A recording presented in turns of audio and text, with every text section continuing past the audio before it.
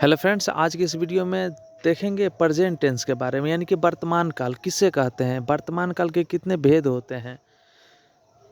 पिछले वीडियो में हम लोग पढ़ चुके हैं टेंस के प्रकार और टेंस की पहचान, यानी कि टेंस के कितने भेद होते हैं और उसकी पहचान क्या है, हम लोग पढ़ चुके हैं। नहीं देखे हैं तो पिछले वीडियो जाकर आप देख लीजिए।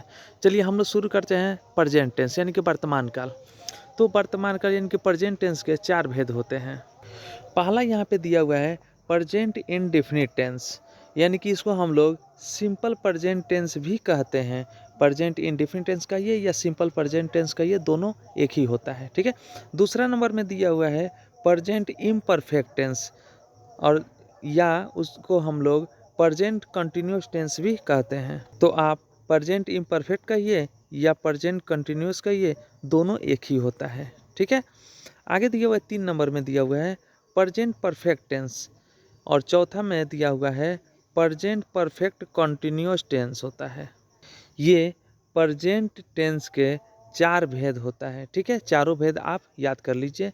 चलिए इसमें से जो पहला दिया हुआ है प्रेजेंट इंडेफिनिट टेंस या सिंपल प्रेजेंट टेंस के बारे में हम लोग देखेंगे कि प्रेजेंट इंडेफिनिट टेंस का पहचान क्या होता है। यहाँ पे दिया हुआ है 1 नंबर जो पहला है प्रेजेंट इंडेफिनिट टेंस या सिंपल प्रेजेंट इसको कह सकते हैं, ठीक है। इसका पहचान क्या होता है, तो यहाँ पे लिखा हुआ है पहचान। तो पहचान इसका होता है कि किसी हिंदी वाक्य के अंत में ता है, ती है, ते हैं, ता हो, ती हो, ते हो इत्यादि रहे, उसे प्रेजेंट टेंस यानी कि प्रेजेंट इंडेफिनिट टेंस कहते हैं। यहाँ पे प्रेजेंट टेंस इंडेफिनिट छूट गया, यहाँ पे लिख देते हैं INDEFINIT इंडेफिनिट, ठीक है। यानी कि हो जाएगा प्रेजेंट इंडेफिनिट टेंस कहते हैं, ठीक है। जैसे यहाँ पे दिया हुआ है राम क्रिकेट खेलता है, लास्ट में क्या है, ता है आ गया, ठीक है। वह पत्र लिखता है, इसमें भी लास्ट में क्या है, ता है। हम लोग गाना सुनते हैं, इसमें लास्ट में क्या है, ते हैं। वे लोग अंग्रेजी बोलते हैं, लास्ट में है ते हैं। तो ये सब क्या है, प्रेजेंट इंडेफिनिट टेंस में आएगा, क्योंकि इसके अंत में क्या है, ता है, ती है, ते हैं, ता हो, ती हो, ते हो इत्यादि ये रहता है। तो इसको हम लोग प्रेजेंट इंडेफिनिट टेंस में समझते हैं, ठीक है। अब हम लोग देखेंगे इसका रूल क्या होता है। तो रूल यहाँ पे आपके सामने दिया हुआ है। रूल होता है इसका subject plus verb plus object plus other words, ठीक है। ये इसका रूल होता है। इसी रूल पे सारा हम लोग सेंटेंस को क्या करेंगे, बनाएंगे, ठीक है। उसके बाद से यहाँ पे दिया हुआ है बनाने का नियम, इसको बनाएंगे कैसे, ठीक है। तो बनाने के नियम में दिया हुआ है कि यदि कर्ता थर्ड पर्सन के सिंगुलर नंबर में होगा तो उसके क्रिया में एस या ईएस जोड़ देंगे। उसके क्रिया में क्या करेंगे, एस या ईएस जोड़ देंगे। बाकी के साथ क्या करेंगे, नहीं जोड़ेंगे, बाकी के साथ वैसे ही छोड़ देंगे, ठीक है। तो पहला यहाँ पे दिया हुआ है राम, पहला यहाँ पे जैसे में दिया है राम क्रिकेट खेलता है, ठीक है।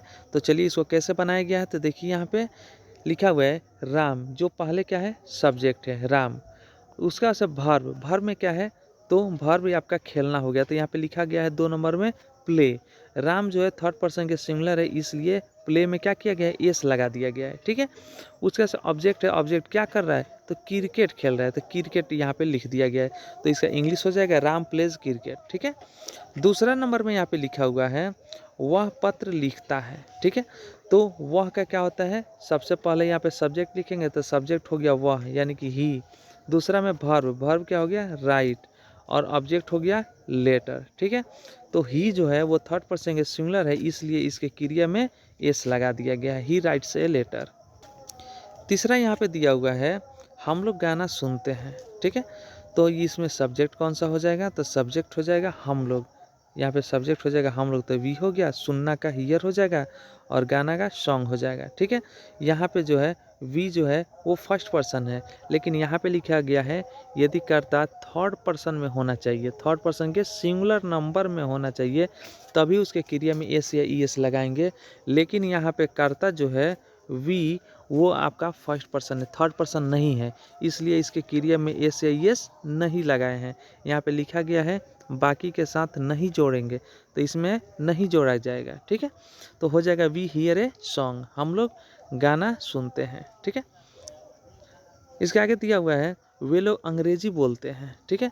तो वे लोग क्या हो जाएगा, थर्ड पर्सन तो होगा यहाँ पे, वे लोग थर्ड पर्सन होगा लेकिन सिंगुलर नहीं होगा, ठीक है।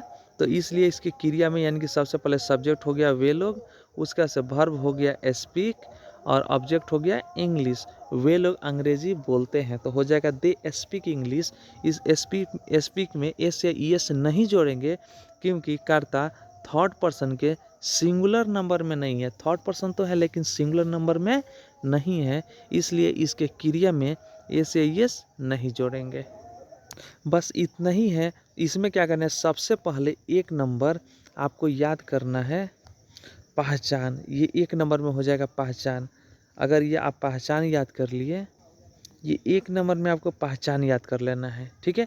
कि प्रेजेंट इंडेफिनिट टेंस का पहचान क्या होता है, तो लास्ट में ता है, ती है, ते है, सभी के अंत में है, तो इसको प्रेजेंट इंडेफिनिट कहते हैं। दूसरा इसमें क्या करना है आपको, तो दूसरा में आपको रूल याद कर लेना है। ये 2 नंबर में रूल याद कर लेना है, ठीक है। तो किस रूल पे ये बनेगा। और तीसरा बनाने का नियम अगर जी आप ध्यान पे रखते हैं तो फिर कितना भारी सेंटेंस रहे प्रेजेंट इंडेफिनिट टेंस का आप बहुत ही आसानी से बना सकते हैं। तो बस यही 3 आपको याद रखना है। चलिए आगे यहाँ पे दिया हुआ है,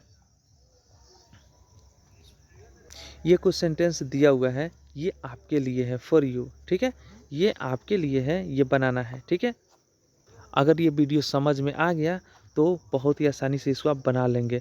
तो चलिए कमेंट में इसका क्या होगा अंग्रेजी में ट्रांसलेट कीजिए और कमेंट में वहाँ पे डालिए। तो इस सेंटेंस को आप ट्रांसलेट इनटू इंग्लिश में ट्रांसलेट कीजिए और कमेंट बॉक्स में लिखिए कि पता चले कि आपको समझ में आ गया। अगर एक बार में समझ में नहीं आया तो वीडियो दोबारा देख लीजिए। चलिए वीडियो को हम लोग यहीं पे ख़त्म करते हैं। प्रेजेंट इंडेफिनिट टेंस का नेगेटिव और इंट्रोगेटिव हम लोग कल देखेंगे। बस वीडियो समझ में आया तो लाइक कीजिए, शेयर कीजिए और चैनल पे नए हैं तो सब्सक्राइब कीजिए। फिर मिलते हैं हम लोग कल अगले वीडियो के साथ।